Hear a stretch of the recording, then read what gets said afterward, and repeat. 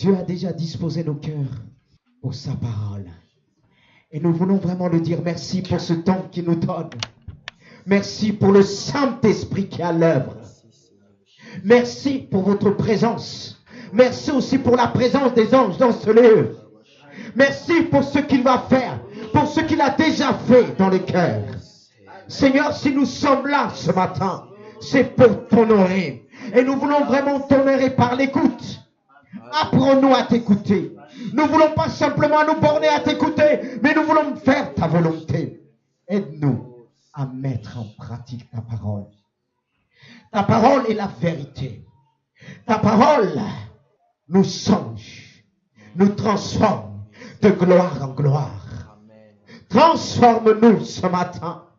Seigneur, je ne veux pas me borner vers les choses anciennes, mais je veux toujours être transformé par le renouvellement de l'intelligence qui se fait par le Saint-Esprit et par la lecture de ta parole. Je bénis ton nom pour ce que tu vas faire. Je te loue, Père, pour ta bonté. Seigneur, je veux te dire, aide-moi ce matin. Aide-moi, aide-moi. J'ai besoin de toi. Je ne veux pas m'appuyer sur soi-disant mon intelligence, mon expérience. Non. Seigneur Jésus, j'ai encore à apprendre de toi. Apprends-moi à prêcher. Apprends-moi à parler de toi. Apprends-moi à transmettre ta parole. Apprends-moi ce matin par le Saint-Esprit. Seigneur, nous avons besoin, j'ai besoin de temps particulier. Seigneur, apprends-moi. Seigneur, ta parole me fait penser à Pierre. Quand il a eu ce miracle devant lui, de cette pêche miraculeuse, il a été tellement bouleversé en disant, retire-toi de moi, je ne suis pas digne. Et tu l'as interpellé par ta parole en disant, ne crains pas, je ferai de toi un gagneur d'âme. Seigneur, tu nous sauves, tu nous libères pour gagner autour de nous. Tu m'as libéré pour libérer d'autres, les captifs, dans ce monde. Et que ta parole puisse nous libérer ce matin. Oh Dieu Père, Dieu de gloire. Et libère ce matin. Je sais que tu vas le faire. Vous pouvez reprendre place. Alléluia. Que le nom du Seigneur soit béni, élevé au milieu de nous. Je vais introduire le thème de ce message par un passage dans l'épître de Corinthiens. C'est le passage que j'ai choisi pour introduire le thème de ce matin. Ensuite, pour le développement, nous irons vers un autre passage qui va nous donner quelques pensées, qui va compléter le sujet, le thème de ce matin. Et c'est dans 2 Corinthiens chapitre 10, à partir du verset 3 et jusqu'au verset 4 pour l'instant. Et nous irons au verset 5, mais d'abord, on va vous projeter le verset 3 et 4.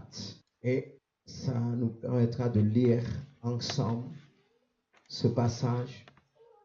Parce que je crois, lorsque nous lisons la parole haute voix, cela est capable de faire son effet en nous, produire son effet en nous. Le fait de la lire haute voix, ça agit dans notre esprit, dans notre âme, dans notre corps. Amen. On lit ensemble, il dit, si nous marchons dans la chair, nous ne combattons pas selon la chair, car les armes avec lesquelles nous combattons ne sont pas charnelles, mais elles sont puissantes par la vertu de Dieu pour renverser les forteresses. On s'arrête un petit peu là. Donc vous avez lu avec moi, si on marche dans la chair, on est enveloppé de notre chair, aussi de notre âme qui est là, qui est présent.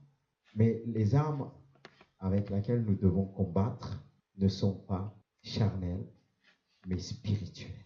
Et on doit marcher selon l'Esprit de Dieu si nous voulons combattre spirituellement parlant. Parce qu'il est dit, car les armes avec lesquelles nous combattons ne sont pas charnelles, je reviens vite fait, mais elles sont puissantes par la vertu de Dieu. Puissantes par la vertu de Dieu. Et cette vertu de Dieu, elle est en nous par son esprit. Elle habite en nous. En quelque sorte, Dieu habite en nous. Et nous avons les armes de Dieu pour renverser ces forteresses. Mais selon vous, de quelle forteresse s'agit-il? De quelle forteresse? Parce que les forteresses, c'est quand même quelque chose de puissant. Comme je l'ai noté par le dictionnaire, les forteresses sont des lieux fortifiés pour résister aux attaques de l'ennemi. Mais soyons conscients que nos forteresses ne peuvent pas être simplement ça. Mais je reviendrai. Alors, selon vous, de quelle forteresse s'agit-il? Épreuve, quoi encore? Satan, non? Hein? Oh, vous êtes gentil, vous avez épargné Satan ce matin. Parce que deux fois, il dit non, ça, c'est pas moi. On va voir le verset 5. Nous avons la réponse. Hein? Nous renversons les raisonnements. Est-ce que ce sont les raisonnements de Satan? Hein? Nous renversons les raisonnements et toute hauteur qui se lève contre la connaissance de Dieu et nous emmenons toute pensée captive à l'obéissance de Christ. Quelles sont ces forteresses? Nos raisonnements, nos pensées. C'est des forteresses. C'est pourquoi j'ai marqué, soyons conscients que nos pensées peuvent devenir des forteresses qui résistent à la volonté de Dieu. Et c'est ainsi qu'il est écrit, nous renversons les raisonnements et toute hauteur qui se lève contre la connaissance de Dieu. Cette nature charnelle se lève toujours contre la connaissance de Dieu. Cette nature adamique, pécheresse, se lève toujours contre la connaissance de Dieu. Et si on n'utilise pas les armes de Dieu, ça va être difficile. Parce que c'est un combat à l'intérieur de nous-mêmes. Et le combat qui se trouve à l'intérieur de nous-mêmes, on ne va pas s'acheter une mitraillette pour se mitrailler. Est-ce que vous allez faire ça? Vous avez dit, j'ai tel problème, mais j'ai un problème, je vais le couper en deux. Est-ce que vous allez couper votre être intérieur, à l'intérieur de vous, ce qui se passe dans vos pensées? Est-ce que vous pouvez le faire? On va essayer pour certains s'abstenir. Dis, je vais m'abstenir. Après, ça revient toujours les mêmes pensées. Qu'est-ce qu'il faut?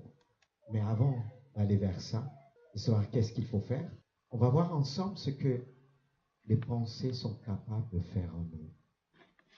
D'où mon thème ce matin, c'est un thème qu'on avait vu déjà apporter, partager ensemble depuis le mois d'août. Et quelque chose est venu dans mon cœur que je devais revenir dessus. Revenir dessus. Parce que ce qui nous divise, c'est nos pensées. Nos raisonnements. Vous savez, quand je disais une fois à une personne, il parlait, quand on le voit, il ne parlait pas beaucoup. Et j'ai dit, mais toi, tu raisonnes trop. Il ne parlait pas beaucoup. Mais quand il devait faire comme ça, quelque chose, il était là. Je disais, mais tu attends quoi? Mais est-ce que ça va marcher? Mais j'ai dit, mais ton truc, si ça ne marche pas, ça ne marche pas. On raisonne tout. Mais qu'est-ce qu'ils vont penser? Hein? Pardon. Et on est conditionné et on croit que c'est Dieu qui nous parle. Raisonnements sont vraiment des forteresses. On a des forteresses qui sont dressées dans nos vies contre la volonté de Dieu, contre la parole de Dieu, contre la pensée de l'esprit. Et on veut changer les choses en disant oui, c'est Dieu. Et heureusement, il y a la parole de Dieu. Parce que tout le monde dira, j'ai la conviction selon ses pensées. Béni soit Dieu pour sa parole. C'est pourquoi on va l'utiliser ce matin. Et on va voir ensemble, maintenant, frères et sœurs, comment les pensées peuvent exercer un pouvoir en nous. On va aller dans Lamentation de Jérémie, chapitre 3. Oui, je reviens dessus. Verset 19. Lamentation 3, 19. Et quand on voit que Dieu a laissé un chapitre dans la Bible qui s'appelle Lamentation, et Dieu nous a rien caché. Est-ce que cela veut dire qu'il faut se plaindre, se lamenter? On aurait pu dire, ah, si je me lamente, c'est normal. Dieu a laissé ça dans sa parole. Jérémie a connu des moments difficiles. Il a pris le temps de se lamenter devant Dieu, se morfondre devant Dieu. Lamentation. Personne s'est lamenté ce matin avant de venir? À cause du froid. Personne s'est lamenté. Oh, vous marchez selon l'esprit. Alléluia. Gloire à Dieu. Vous êtes tous là, alors suivez avec moi. C'est Jérémie qui parle, dit quand je pense. Il commence par dire quand je pense. À quoi? À ma détresse, à ma misère, à l'absinthe et au poison. Quand mon âme s'en souvient, elle est abattue au-dedans de moi. C'est là le problème. c'est toujours dans l'âme. Parce que la Bible dit, l'esprit est bien disposé. Est-ce que toujours l'âme est toujours bien disposée? Si, l'âme cherche, mais l'âme doit être conduite par l'esprit. Certes que Dieu nous a fait ainsi, en tripartie. On a besoin de notre âme. Mais notre âme a été influencée par le péché, par toutes sortes de douleurs, toutes sortes de problèmes. Et on voit Jérémie qui était un homme de Dieu, loin de Dieu, appelé de Dieu. Et on voit là Jérémie va décrire sa souffrance, la grandeur de ses souffrances, par des mots forts et très imagés. Des mots qui sont parlants. Des mots qui nous interpellent. C'est ce qui se trouvait à l'intérieur de lui. Parfois, on a du mal à trouver les mots pour exprimer notre souffrance, parfois même pour exprimer notre joie. On a du mal à trouver des mots. Mais Jérémie va trouver des images parlant pour exprimer sa souffrance, pour exprimer sa douleur. Lui qui était loin de Dieu, lui qui marchait selon l'esprit de Dieu. C'est là qu'on voit, c'est pas toujours facile pour faire la volonté de Dieu, pour marcher selon Dieu, selon son esprit. On a besoin de Dieu dans tous les domaines de notre vie. On a besoin de Dieu dans notre cœur, dans notre âme, dans tout notre être entier. Et Jérémie va exprimer sa souffrance en quelque sorte. Il confessait sa douleur. Il ne savait plus où se tourner, frères et sœurs. Et c'est pourquoi il est important de s'arrêter sur les passages bibliques, sur la vie de ces hommes que Dieu a oint, sur la vie de ces hommes qui ont marqué l'Ancien Testament, leur époque. Il est important de s'arrêter pour se sonder, pour s'interroger et pour comprendre là où les pensées peuvent nous emmener. Et c'est pourquoi nous devons veiller. Mais c'est vrai qu'il est important de les confesser. Car on remarque une chose quand il dit, c'est quand mon âme s'en souvient. Quand mon âme s'en souvient, l'âme parfois nous rappelle notre passé. L'âme nous rappelle nos douleurs, nos souffrances, ce que nous avons enduré dans le passé. L'âme est toujours là pour nous rappeler. C'est pourquoi l'âme a besoin d'être contrôlée par un être supérieur à lui. Ah oui. Est-ce que si l'âme nous ramène toujours en arrière pour se souvenir de nos souffrances, est-ce qu'on va pouvoir avancer? C'est pourquoi beaucoup ne n'avancent plus avec Dieu. Leurs pensées les ramènent toujours et croient que c'est normal. Mais regardez vraiment ce que Jérémie exprime. On va s'arrêter sur ces images. Parce que comme je disais, ces images sont vraiment parlantes. Et il est important de réaliser ce que nous pouvons endurer dans notre monde. Et pour bien réaliser comment ces pensées pouvaient influencer, nous allons tout simplement regarder leur signification. Et c'est ce que j'ai fait à travers le dictionnaire Robert. En ce qui concerne la détresse, il dit ceci: sont des sentiments d'abandon, de solitude, d'impuissance qu'on éprouve face dans une situation difficile. Et deuxièmement, j'ai noté toujours ce qui concerne la détresse, situation très pénible, angoissante. Et il avait l'âme angoissée. C'est aussi une situation de perdition. On ne sait plus où aller. Quand on pense à cette détresse, quand il pensait à cette détresse, quand son âme s'en souvient, il était vraiment, il ne pouvait rien faire, comme bloqué. On était amusé. On ne sait plus quoi faire. Et on est là, on peut vraiment arrêter toute activité. Et on comprend mieux aujourd'hui quand on tourne vers nos hôpitaux, on voit de plus en plus les gens à l'hôpital psychiatrique. Tout ça à cause de leur détresse. On essaie de tout faire pour pallier à tout cela, pour les guérir, pour les restaurer. Et on essaie de trouver des noms à chaque problème. Parce que le monde vit dans la détresse. Et ce prophète a connu cela. Lui qui était appelé à parler de Dieu, il était dans la détresse à cause de ses pensées. Ça ne veut pas dire qu'il n'a pas vécu ces choses. Ça ne veut pas dire qu'il cherchait automatiquement à vivre ces choses, mais c'était tellement présent devant lui. Nous vivons dans un monde où il y a tellement de détresse. Pas longtemps, à rencontrer des jeunes filles, ils étaient plusieurs. Et là, qu'on prie ensemble, Dieu a donné des paroles de connaissance. Ils avaient en quelque part la joie, mais cette joie cachait quelque chose. Ce n'était pas une véritable joie. Et la plupart ont connu des viols, seulement sexuels. J'avais mal. Ils étaient dans la détresse. Et leur âme leur a rappelé ces choses. Ils étaient vraiment mal. Et Dieu nous a donné des paroles de connaissance. C'est pourquoi, frères et sœurs, il est important d'être revêtus du Saint-Esprit, la vertu de Dieu, pour renverser les forteresses chez les autres, leurs pensées, ceux qui empoisonnent leurs pensées, ceux qui leur gardent dans la détresse. Mais si nous, on est toujours dans la détresse, comment on va les libérer? Comment on va les libérer? Comme je disais, c'est selon le dictionnaire, c'est une situation difficile d'abandon. Et les gens qui se trouvent dans la détresse, ils se trouvent seuls. C'est pas qu'ils sont seuls. Ils sont pas seuls. Le Seigneur est toujours là. Mais quand on se trouve dans la détresse, on voit plus rien autour de nous. Plus rien. C'est pourquoi il est noté aussi, c'est vraiment un état d'impuissance. On se sent impuissant. Jérémie se sentait impuissant. Ça n'arrive pas simplement aux gens de dehors. Ça peut arriver aux enfants de Dieu. Mais comme on est spiritualiste tout, et on peut devenir très vite hypocrite, quand on sent qu'une personne est dans la détresse, on dit, ça va. Par la grâce de Dieu, ça va. Mais tu souffres. Tu es dans la détresse.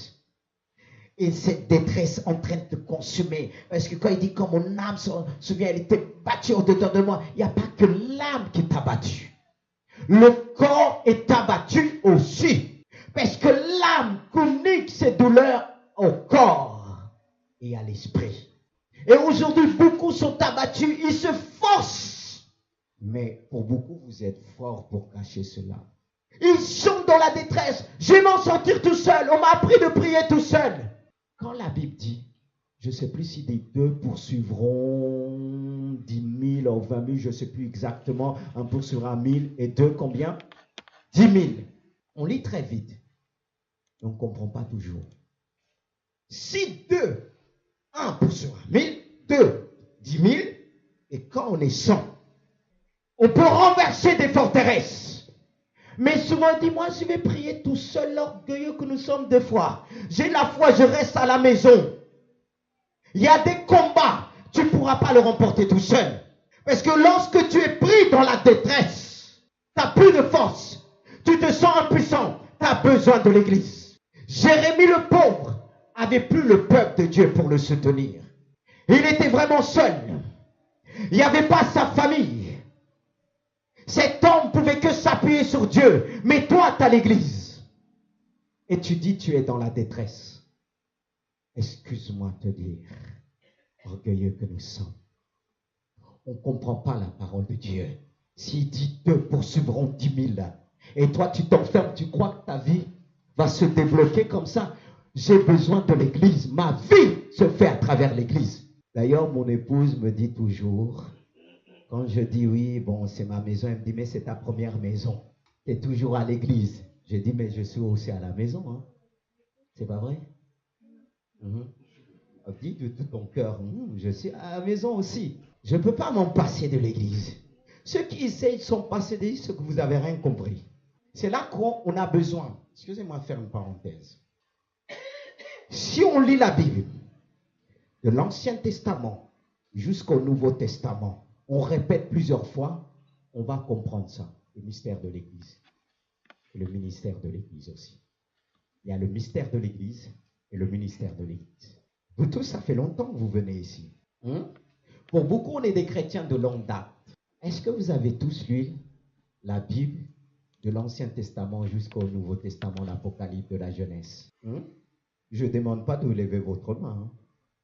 Je ne veux pas vous exposer, mais Dieu te voit. Mais comment? Je suis converti de longue date, que depuis des années, même 1 an c'est trop.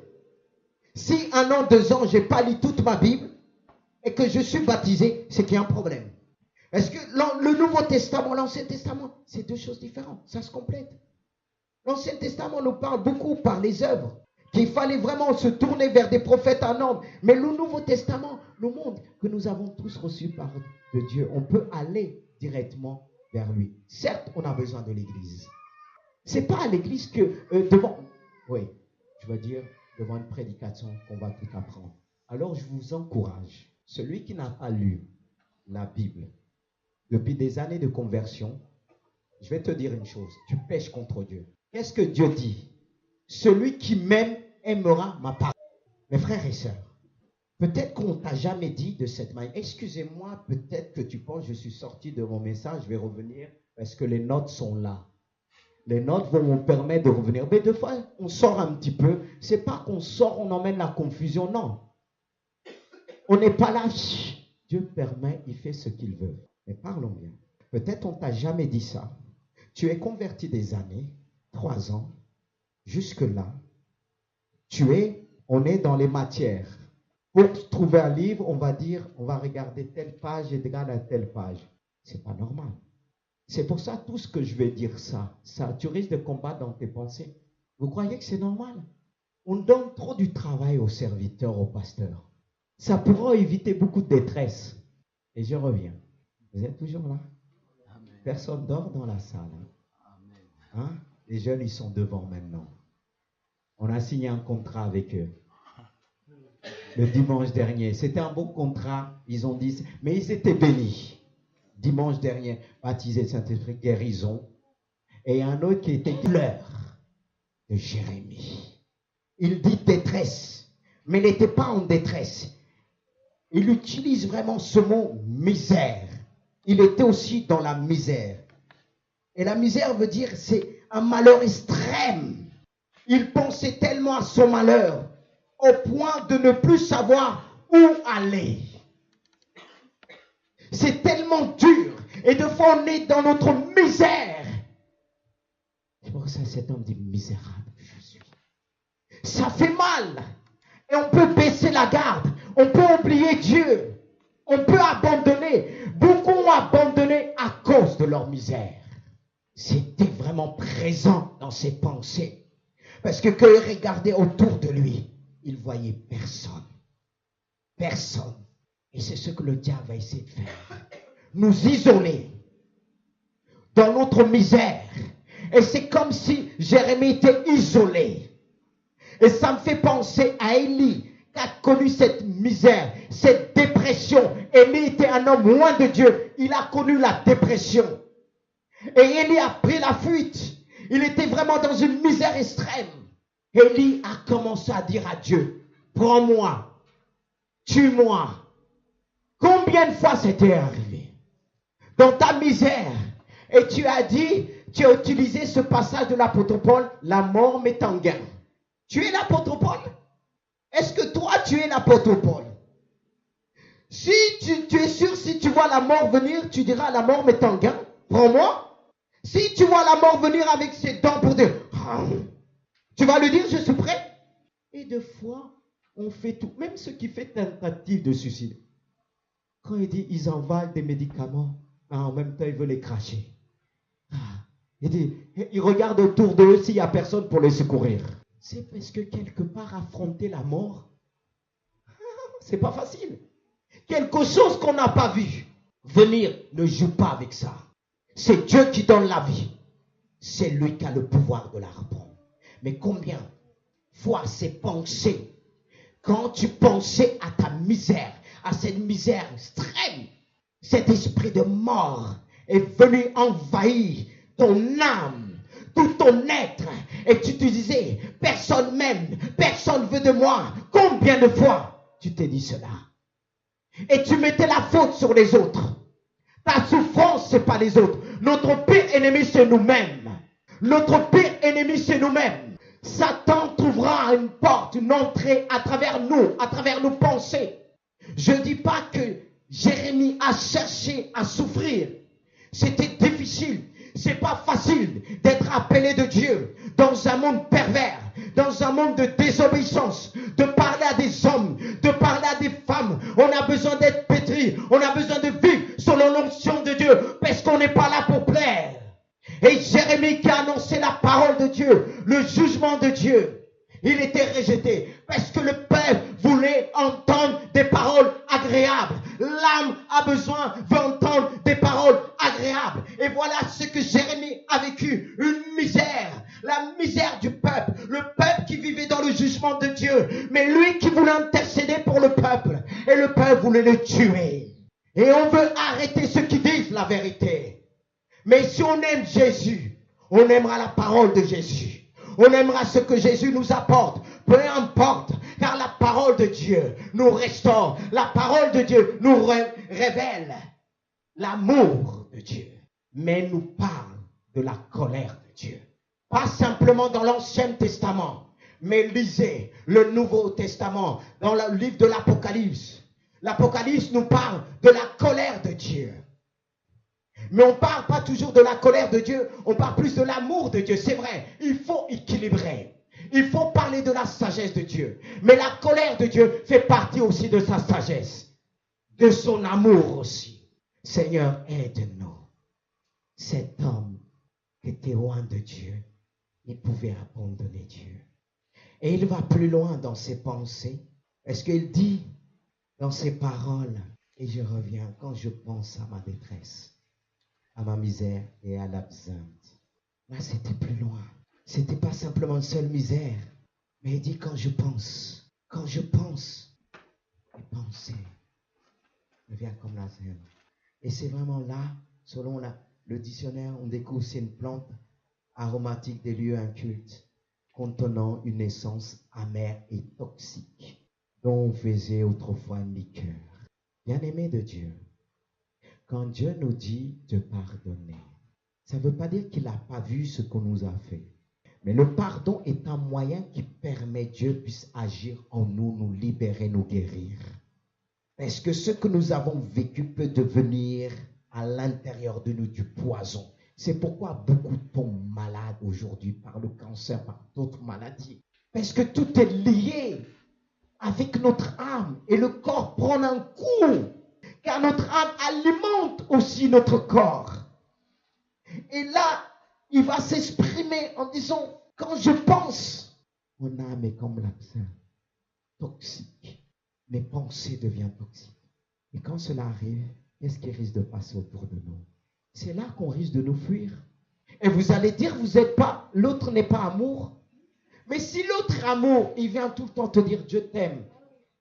Et toi dire, j'ai la haine. J'en vais tuer le frère, la sœur. Et il y a des ondes que tu dégages. La personne va reculer. Mais ça ne veut pas dire que beaucoup vont reculer, qui ne vont pas prier. Mais on peut se laisser emporter très vite.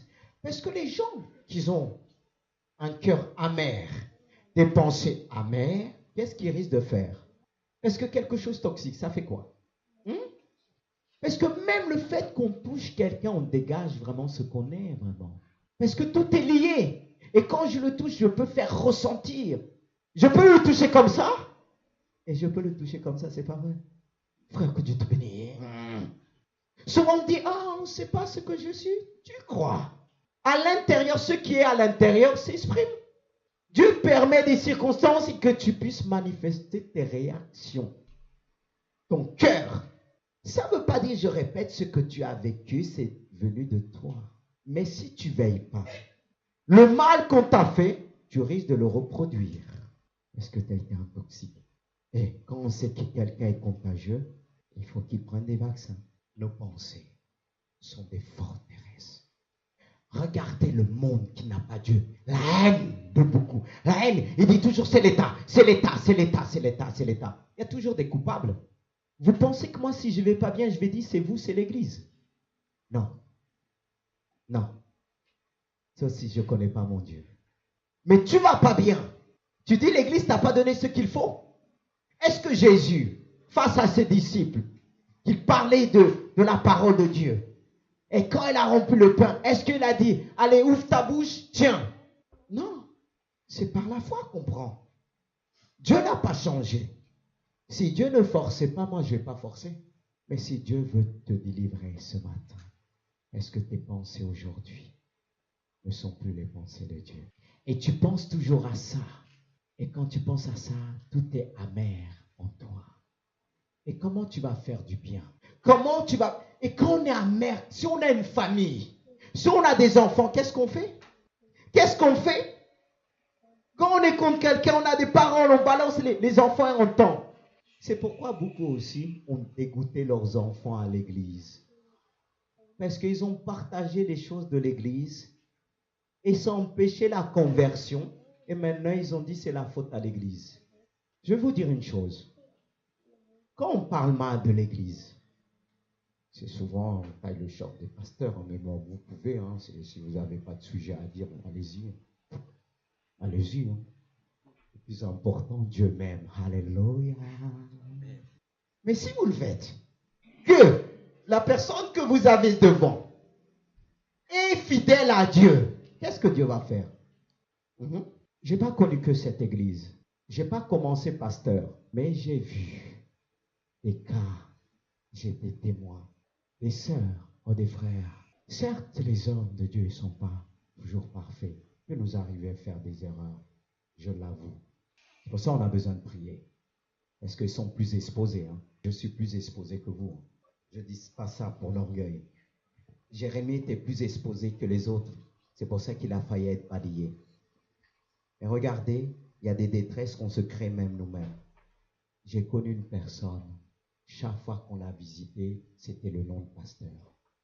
Ses enfants, dans le monde, ils sont dégoûtés. Mais allez les ramener, ça devient une détresse. Je ne sais pas pourquoi je dis ça. Mais je le dis quand même. Hein. Peut-être tu vas dire, ah, le pasteur me vise. C'est ton problème. Tu n'es pas tout seul dans la salle. Tu n'es pas tout seul. Je vise tout le monde parce qu'on a appelé à veiller. Mais moi, j'ai appelé à veiller de ne pas parler des affaires de l'église devant mes enfants. Parce que si je parle, je vais les dégoûter. Si je parle ce que j'entoure à mes enfants, c'est pas que je suis faux, mais je leur donne envie d'aimer l'église, envie d'aimer les frères et sœurs. Parce que comment ils vont se convertir? Si mes enfants ne se donnent pas à Dieu, je serai dans la détresse. Je serai dans la misère. Je ne veux pas chercher cette misère. Parce que quand on se rappelle, la meilleure chose qu'on doit faire pour nos enfants, les gagner pour Christ, et même si on souffre, quand on voit nos enfants louer Dieu, ça nous encourage. C'est une consolation. Ces hommes-là, ils n'avaient pas des enfants. Mais nous qui avons des enfants, c'est une consolation de voir nos enfants avec le Seigneur. C'est pourquoi je me garderai. C'est vrai qu'il y a des enfants qui ont vu leur père, pasteur, mère souffrir. Parce que les gens les calomniaient.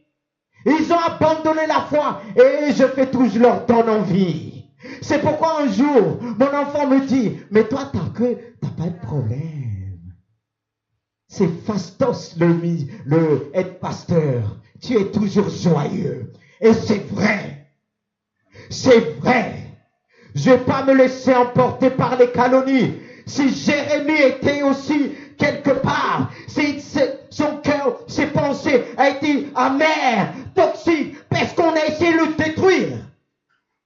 Et de fois l'ennemi utilise, comme l'ennemi a utilisé le peuple d'Israël, pour détruire Jérémie. Et deux fois l'ennemi, si on marche dans la chair, selon la chair, l'ennemi va nous utiliser. Et il n'y a rien qu'on est contaminé par d'autres mauvaises pensées. C'est dur de s'en sortir. C'est dur de s'en sortir. Frères et sœurs, parfois il faut fuir. Si tu sens que la personne vient te voir en disant « Ah, t'as vu l'autre, toujours ça. » N'accueille pas chez toi. Il risque de t'intoxiquer. C'est vrai, hein? Il y a des gens même qui ont raison. Moi, j'ai même un ami, quand il m'appelle, c'est de pasteur, quand il me dit, oui, j'ai passé. J'ai dit, même deux fois il m'appelle, je ne prends pas le téléphone. Je ne prends pas le téléphone. Il me raconte toujours ses guerres. Voilà, j'ai dit, mais Dieu est en train de te former. Et il a fait ça, il m'a fait ça. Oh, oui, l'onction a quitté. J'ai dit, frère, pardon, ça, c'est pas l'humilité. Rien, entre collègues, de fois, on se dit des choses. Parce que moi, je veux me protéger. Même si tu as raison deux fois, tu vois des choses bien. Tu dis, ah oui, t'as vu. Ça va te contaminer. Il y en a qui dégagent des mauvais sons, des pensées, transmettent tes pensées. Et toi, maintenant, tu vas voir les choses autrement. Tu vas voir l'église de travers. Tu vas soupçonner tout le monde. C'est le travail de Satan. Satan veut nous emmener Dans cette misère, c'est pourquoi il veut changer. Il vous rend nos pensées fragiles. Il était fragile. Mais devant cette image, ce mot-là aussi, je me suis interrogé. C'est pourquoi, frères et sœurs, quand Hébreux 12, 15 nous dit à propos de ces pensées qui sont devenues comme liqueur amère, infectes, qu'est-ce qu'Hébreux 12, 15 nous dit? Veillez à ce que nul ne se prive de la grâce de Dieu, à ce qu'aucune racine d'amertume poussant des rejetons ne produise de troubles et que plusieurs n'en soient. Lisez. Veillez à ce que nul ne se prive de la grâce de Dieu, à ce qu'aucune racine d'amertume, ça nous est déjà arrivé. L'amertume dans l'âme. Racine d'amertume. Et qu'est-ce que ça fait? Poussant des rejetons ne produisent de troubles et que plusieurs n'en soient affectés. C'est pour ça souvent beaucoup sont troublés. Beaucoup sont troublés. Pourquoi ils sont troublés? Parce que leur âme est infectée. Et la Bible nous dit de veiller. Le fait que je vous annonce ces choses, c'est ce qui va nous garder. La Bible dit garde ton cœur contre toute chose, car d'elle vient la source de quoi? De la vie. Peut-être que si je vous dis pour certains ces choses-là, dit venant de moi, je ne suis pas en train de régler des comptes. Non. Non. C'est ce que nous avons des forteresses, des raisonnements qui peut nous tuer, qui peut nous détruire. La Bible nous dit de veiller. Et de veiller, que personne ne se prive de la grâce de Dieu. Parce que la grâce de Dieu est la seule qui est capable d'enlever ce poison. Et je vais loin. Il parle du poison. Le poison, substance capable d'incommoder ou de tuer, littéralement, ce qui est aussi pernicieux et dangereux. Et j'ai noté aussi personne acariâtre, insupportable. On est quoi? Je pense que ce n'est pas votre cas. Quand on se laisse prendre par toutes ces mauvaises pensées qui nous ont infectés, ça peut devenir du poison. On peut devenir du poison pour les autres. Remarquez des gens qui ont gardé leurs problèmes longtemps. À cause de la maladie, beaucoup ont souffert à cause de la maladie, sont devenus amers, voire poison. Et chaque fois qu'on a essayé de les consoler, qu'est-ce qu'ils ont fait? Insulter. Personne même.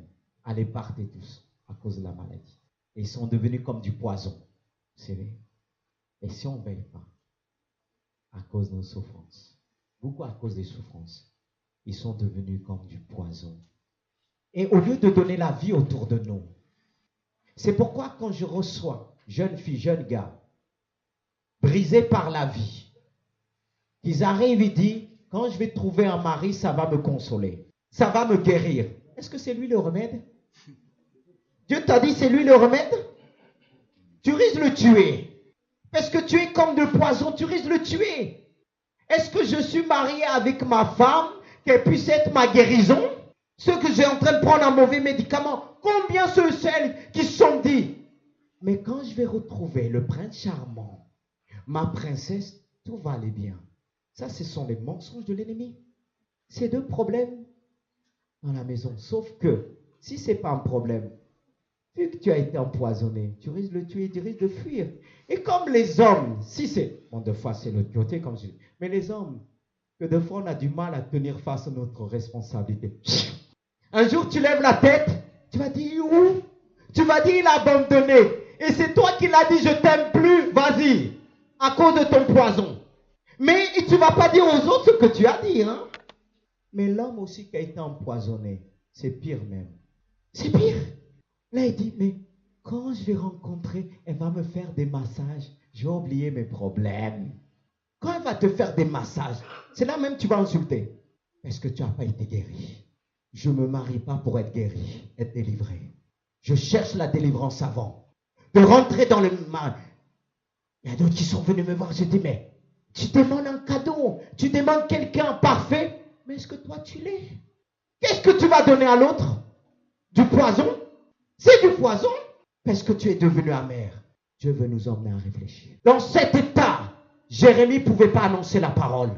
Dans cet état, Jérémie ne pouvait pas prêcher. Il y a des moments où Dieu nous ramène à la guérison, même s'il nous a oint, même s'il t'a appelé un ministère, un service. Dieu t'appelle à part pour te guérir, pour apporter la guérison aux autres. Oui, il peut être, les choses peuvent se passer ainsi, que tu vas être avec quelqu'un, tu vas te marier, tout n'est pas fait. Mais si les deux, tout n'est pas fait, qu'est-ce qui va se passer? Explosion. Explosion. Qui va supporter l'autre? Regarde, on vit dans un monde que les gens ne peuvent plus supporter. Rien, oui, divorce.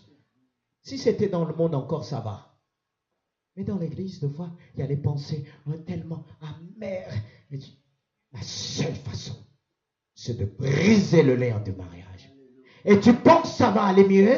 Non. Il y a quelqu'un qui peut te guérir. Si ton cœur a été touché par le poison, Dieu est capable de te toucher.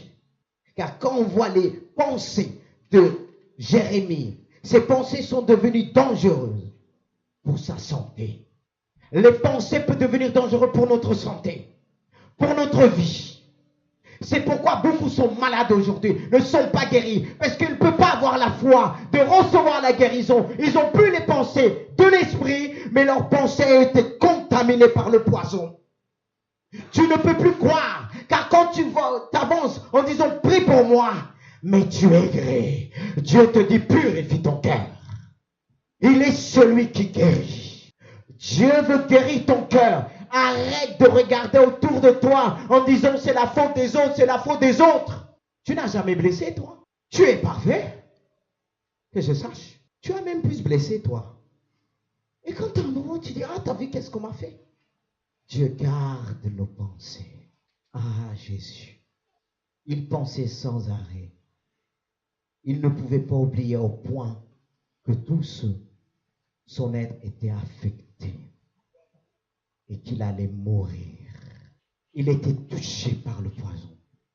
Mais à un moment donné, il a pris l'initiative. À un moment donné, c'est ce que nous allons voir au verset 21. À un moment donné, quelque chose lui est venu à l'esprit. Et il tourna ses pensées vers son Créateur. Tourne tes pensées vers Dieu. Arrête de raisonner. Arrête de dire c'est la faute des autres. Arrête de dire si tu n'avances pas, c'est la faute des autres. Parce qu'il ne se passe pas ceci. Arrête. Tu travailles pour qui? L'ennemi? Dans tous ces raisonnements. Je vais vous dire une chose. Si moi je me disais que c'est la faute des autres, je ne serais pas aujourd'hui devant vous, en train de servir Dieu. Parce que le diable s'arrange toujours que celui qui est devant soit calomnié. Le diable s'arrange toujours pour détruire. C'est comme cette image qu'on m'a donnée. L'arbre qui est toujours plus grand que les autres. Ça ne veut pas dire que je suis plus grand que vous. Mais qui est plus en vue. C'est l'arbre qui est plus exposé au vent. Vous suivez l'image? Et quand une certaine responsabilité comme Jérémie, on est exposé. Mais j'ai décidé devant Dieu de ne pas répondre aux calomnies. C'est ce qui me garde. C'est ce qui me protège. Car mes pensées sont focalisées sur mon maître, mon roi. Oui, pour vivre, il faut décider. Et lui, il a dit, voici ce que je veux repasser en mon cœur. C'est comme s'il disait, voici ce que je veux rappeler à mon cœur. Qu'est-ce que tu rappelles à ton cœur? Quand il t'arrive des moments difficiles, qu'est-ce que tu dis à ton cœur? Qu'est-ce que tes pensées disent à ton esprit? Voici ce que Jérémie va dire. Et ça peut être une prière pour toi.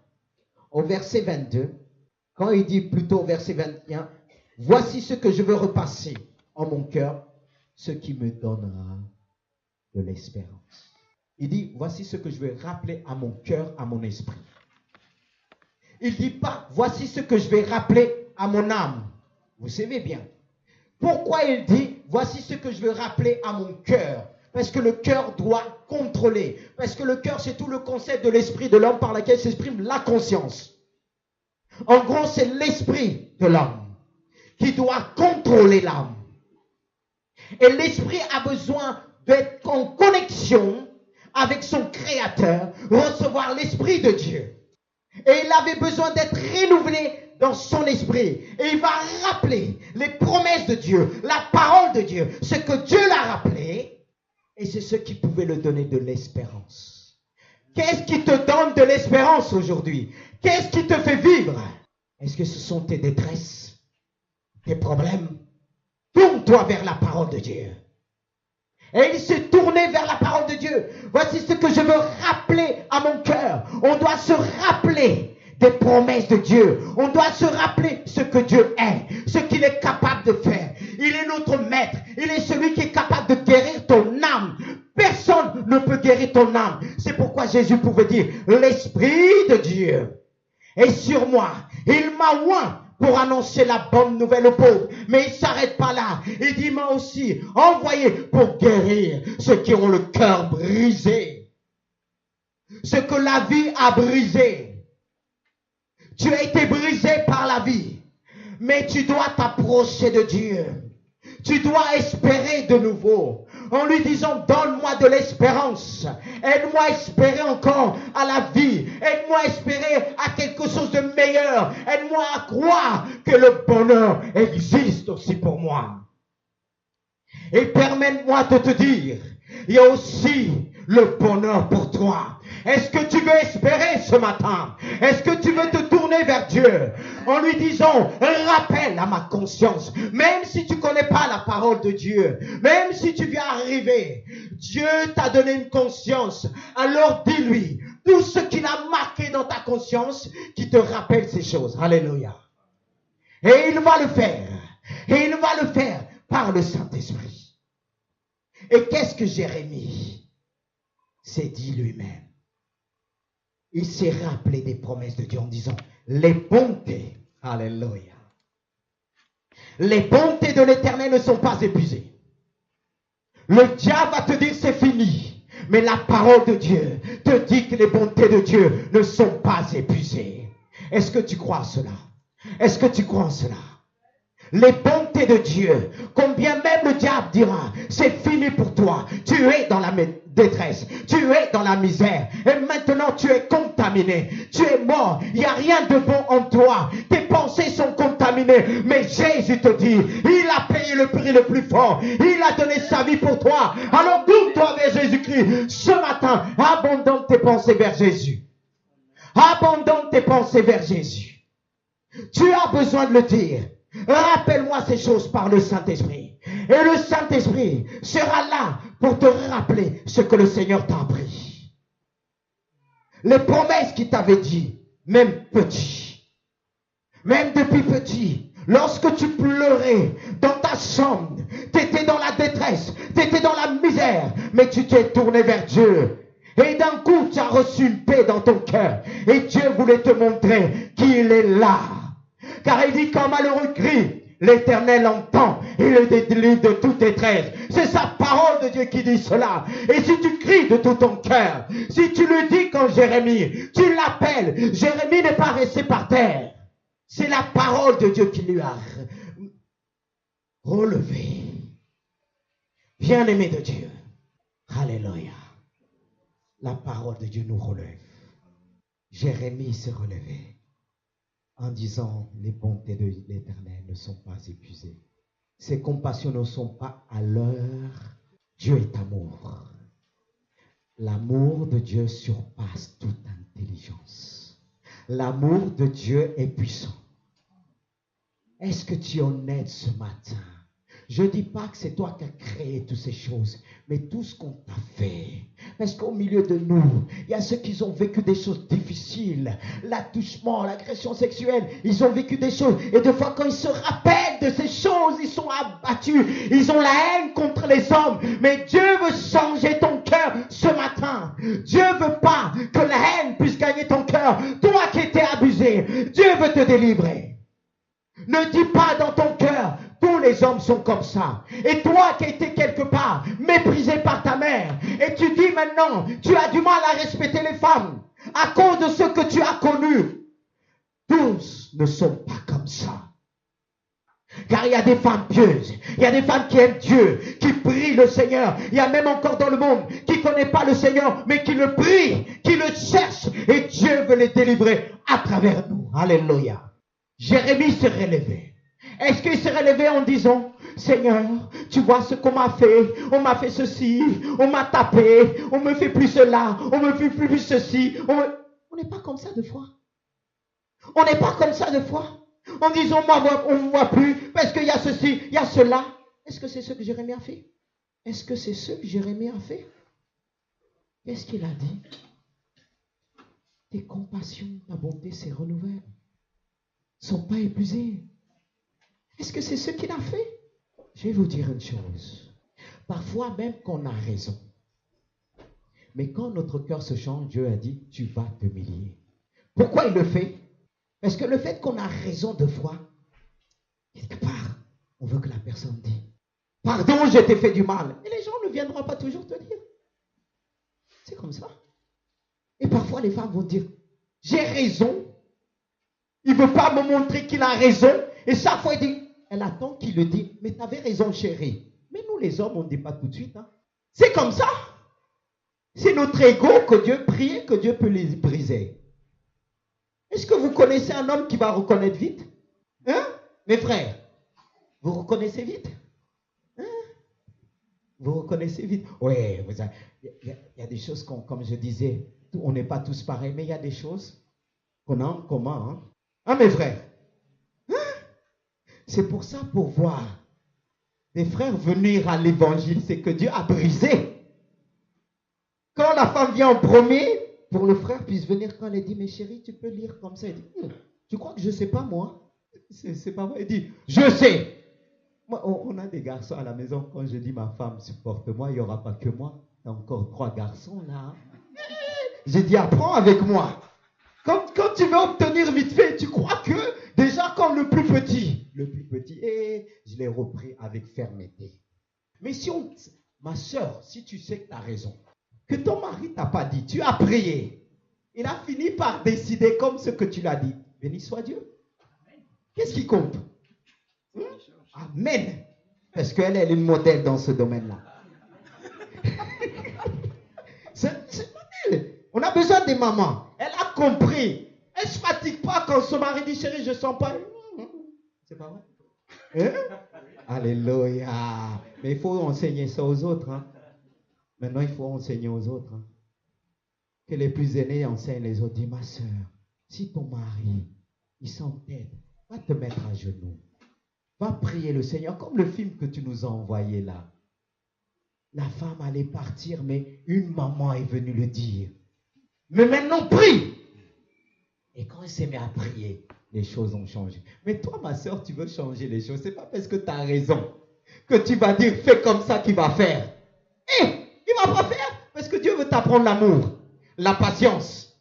Alléluia. Dis amen, ma soeur. Je ne vous ai pas encore entendu là. Ma soeur. Mais vous savez pourquoi je parle plus aux sœurs? Parce qu'il y a plus des sœurs ici. C'est pas vrai? Et les sœurs, ils ont reçu d'une manière particulière. Et s'ils ne veillent pas, l'ennemi va voler ça. Alors si ton mari, je rappelle, mon épouse me disait, mais avoue-le, oui, tu reconnais. Je dis, mais attends, je n'ai pas besoin de te dire, tu as raison de me prosterner devant toi. Tu sais que c'est vrai. L'essentiel, c'est... Non, mais bon, j'essaye pas d'orgueillir vos maris. Hein. Non. Non, on est clair.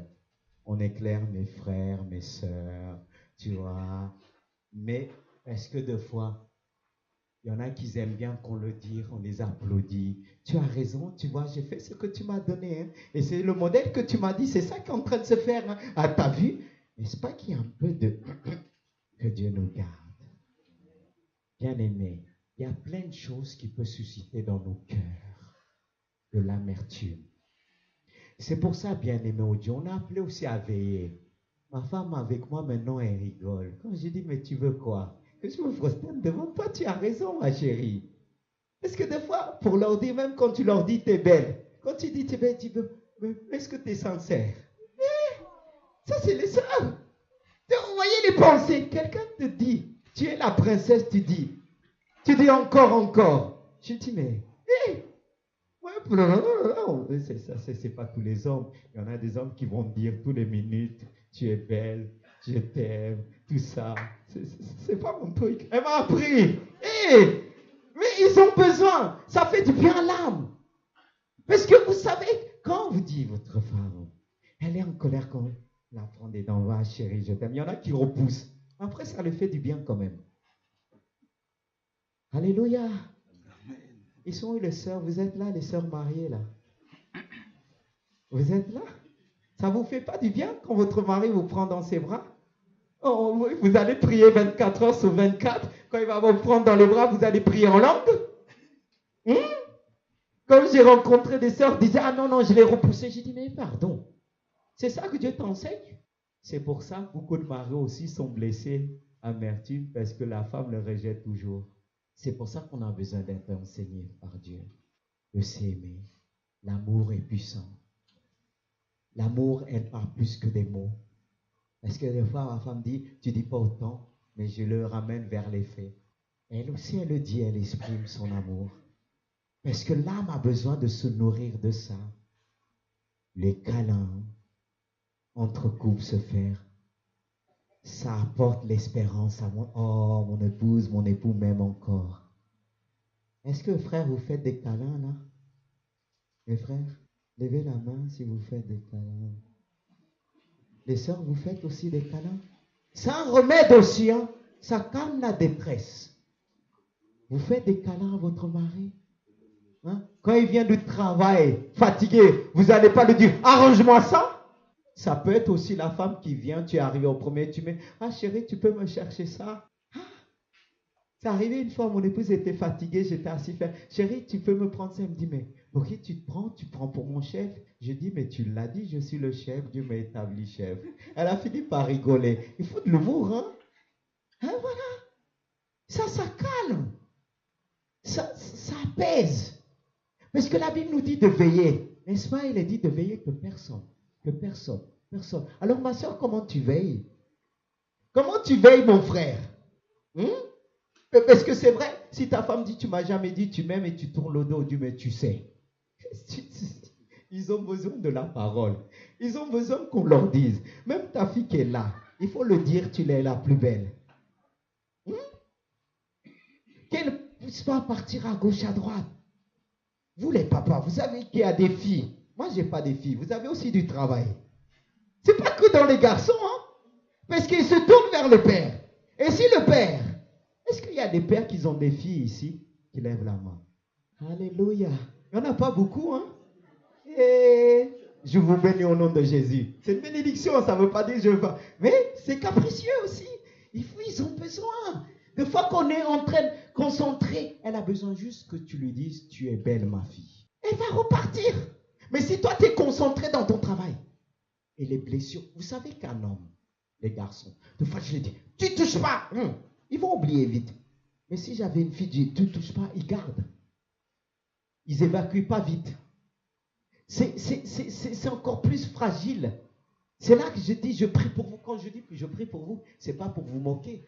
Parce que j'ai eu que des sœurs. C'est du travail. C'est du travail.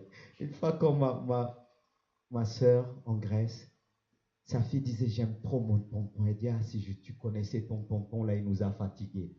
J'étais comme la sanctification pour eux, mais voilà.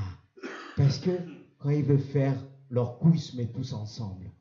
Après, Dieu m'a appris aussi à me défendre. Mais bien aimé de Dieu, si je vous dis toutes ces choses-là, la plupart des filles, des jeunes filles qui ont été abusées, la plupart ne disent rien aux parents. La plupart, si on n'établit pas une relation, comment on va savoir, on va détecter? Ils ne vont pas nous dire en parole, mais dans les gestes, on va détecter. Mais si on ne détecte pas, ils vont grandir avec leurs blessures, leur misère. Et la plupart des filles que j'ai rencontrées, j'ai pleuré quand je suis arrivé à la maison. Pleuré, vraiment jeune, abusé par le manque de vigilance. Et deux fois même, les mamans, ils ont du mal à croire. Et d'autres, ça peut venir de l'intérieur. Soyons vigilants. Parce qu'une petite qui grandit, elle a besoin que son père lui prenne dans les bras. Et si son père lui prend, même mes garçons, je leur fais des câlins. Je leur dis, je vous aime. Vous êtes beaux. Est-ce que c'est le pousser dans l'orgueil? Parce que quand l'autre dit, je suis le cerveau de sa classe, j'ai dit ça, non. Je n'ai pas appris ça. Mais je leur témoigne l'amour. Mais quand il s'agit d'être ferme, là, je suis ferme. L'amour est puissant. L'amour est un remède. Même ici, parmi beaucoup d'adultes, ils ne sont pas guéris. Mais si on leur témoigne l'amour, il y a des adultes qui ont besoin qu'on les prend par les bras. Parce qu'ils n'ont jamais connu ça. Combien des hommes que j'ai vus fondre, on doit être aussi des remèdes. Mais soyons des remèdes dans notre propre maison en premier. Dans notre propre maison. Beaucoup souffrent aujourd'hui, des adultes, à cause du manque d'amour. Et ils sont dans la détresse. Et ça a du mal à se cicatriser. Ils ont besoin d'amour. Et je parle aussi des hommes au milieu de nous qui sont devenus timides parce qu'on ne les a pas témoigné l'amour. Et ça a brisé quelque chose en eux. Malgré l'âge, mieux de réparer aujourd'hui, mieux de se tourner vers Jésus. Ce qui fait parfois plusieurs problèmes à l'église, qu'on arrive du mal à se comprendre, ce sont nos blessures qui nous séparent, qui n'ont pas été guéries. Et les gens ont du mal à l'exprimer parce qu'un homme brisé, une femme brisée, par son père ou par sa mère, quand elle va être avec son mari, elle va se déchaîner. C'est pas qu'elle va chercher, mais son âme, elle est restée enfermée, elle va exploser. Et le mari va dire, mais qu'est-ce que je l'ai fait? Je l'ai dit à peine ça. Mais c'est pas toi qu'elle est en train d'engueuler. Elle engueule son père, mais par toi. Et ça peut être aussi de l'autre côté. C'est pourquoi Dieu veut guérir ce matin. Dieu veut guérir. C'est pourquoi je dis, ma femme m'a beaucoup appris. Ma femme m'a appris à faire des câlins pour les enfants. Parce qu'il y a des choses, même pour me toucher, je ne voulais pas qu'on me touche comme ça. Même dans mon travail, que je travaillais avec des filles, quand elles voyaient comme ça, j'ai enlevé leurs mains. C'était très sauvage, oui. Même une fois dans mon travail, une fille voulait se changer avec moi, mais là aussi j'ai bien fait. Je l'ai sortie dehors, je l'ai dégagée, j'ai fermé la porte à pied, elle est pas rentrée. Quand on voulait me toucher, je disais, ah. Et je peux vous dire, quand je partais en boîte de nuit, une voulait me toucher, elle me disait, t'es pas un homme. J'ai dit, un homme, c'est celui qui sait dire non aussi. Mais ma femme m'a appris. Elle m'a appris à être patient avec les enfants. Elle m'a appris à aimer. Parce que j'avais besoin d'être guéri. Et Dieu l'a utilisé. Parce que c'était quelqu'un qui faisait beaucoup de câlins aux enfants. S'exprimait beaucoup. Apprendre à les dire, à les aimer. Et j'ai pris d'elle. Voilà. Et Dieu m'a utilisé aussi dans d'autres domaines pour elle, pour sa guérison. Dieu utilise l'un et l'autre, mais il ne faut pas chercher rien à avoir comme base en disant le mariage va me sauver, le mariage va me guérir. Alors, si c'est pour ça, beaucoup d'hommes, d'hommes, vous voulez, cherchent des mamans. Ma femme, ce n'est pas ma mère. J'ai une seule mère. Quand elle me dit, vous êtes que... J'ai dit, ma femme, non, je ne suis pas, mais je suis un homme. Tu n'es pas ma mère, tu es ma femme. Parce qu'il y a d'autres hommes, plusieurs appellent, des hommes appellent leur femme maman. Oh! Après toi, tu dis oui. C'est même toi qui vas dire, où est ton enfant, vous cherchez que des... Ça va t'énerver après. Ce n'est pas des mères que vous cherchez. C'est vrai qu'on cherche toujours les qualités de notre mère, et ce n'est pas une mère que je cherche. Et si toi, tu cherches les qualités de ton père, ce n'est pas un père que tu cherches. Tu ne te maries pas avec ton père. Je ne me marie pas avec ma mère. Ce n'est pas à cause des blessures que je vais appeler, parce que je n'ai pas eu ma mère. Alors, ma femme, je vais la donner cette charge d'une mère. Et puis quoi encore? Et toi, tu vas chercher un père. Alors, si ton père était ferme, il te tapait, tu vas dire, alors tape-moi, mon père me tapait. On a besoin d'être guéri. Vous voyez tous les pensées. Et je vais m'arrêter là. Dieu a parlé. Dieu veut guérir ce matin. Dieu veut libérer. C'est pour ça qu'on va prendre ce chant qui dit, ô Dieu, crée en moi un cœur pur. Renouvelle en moi un esprit bien disposé. Disposé. Est-ce qu'il y a d'autres aujourd'hui qui sont là, blessés, à cause ils ont connu une mauvaise sexualité, que Dieu veut guérir, et tu as du mal aujourd'hui. Et d'autres sont mariés. Ils n'ont pas connu selon Dieu, et ça fait des blocages, ça pourra te freiner. Mais Dieu veut te toucher. Est-ce qu'on peut se mettre debout pendant les musiciens vont s'approcher? Alléluia. Alléluia. Tu as entendu, c'est vrai, parfois on est tenté de continuer. Non, on veut laisser la place à la prière. Il y a eu des blessures. Et Dieu même, avec ton père, Dieu veut établir une relation. On ne veut pas ton père. Il a vécu aussi difficilement, des situations difficiles. Il donne ce qu'il peut, mais prie pour lui. Et toi, Père, prie que Dieu puisse te changer. Ne sois pas fermé. Et toi qui en veux à tes parents, tu as été blessé, tu as été brisé. Dieu veut te guérir. Dieu t'a parlé. Je ne vais pas prendre le temps d'imposer les mains, mais je veux que tu puisses t'approcher. Ne regarde pas les regards, t'approcher. Et on va prier pour toi. On va chanter ensemble. Et pendant que tu vas chanter, l'Esprit de Dieu viendra sur toi. Comme Jérémie a dit, voici ce que je veux repasser dans mon cœur. Rappeler à mon cœur ce qui me donnera l'espérance. Tu as besoin d'espérer encore. Tu veux espérer, mais il y a comme un blocage en toi. Et ce blocage, c'est cette misère. Approche-toi. Quel que soit ton âge. Que tu sois marié ou pas. Que tu aies des enfants ou pas. Approche-toi. Le Saint-Esprit est là. Le Seigneur veut te guérir définitivement. Approche-toi. Ne regarde pas par rapport à ton âge de dire, on va dire moi qui ai agi. Non. Tu as grandi avec cette douleur. Tu as grandi avec cette douleur. Dieu veut te délivrer.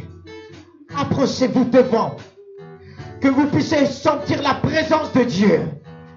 Approchez devant, horizontalement, approchez devant. Personne ne vous juge. Personne. Personne. Il y a des blessures. Mais comme je vous ai dit, quand un malheureux crie, l'Éternel entend. Il le délivre de toute détresse. Le Seigneur va le libérer. Son esprit est là. Son esprit agit. Son esprit guérit. Son esprit restaure. Alléluia. Tu luttes. Personne ne sait ce que tu as vécu. Dieu seul le sait.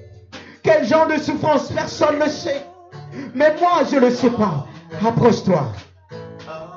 Alléluia.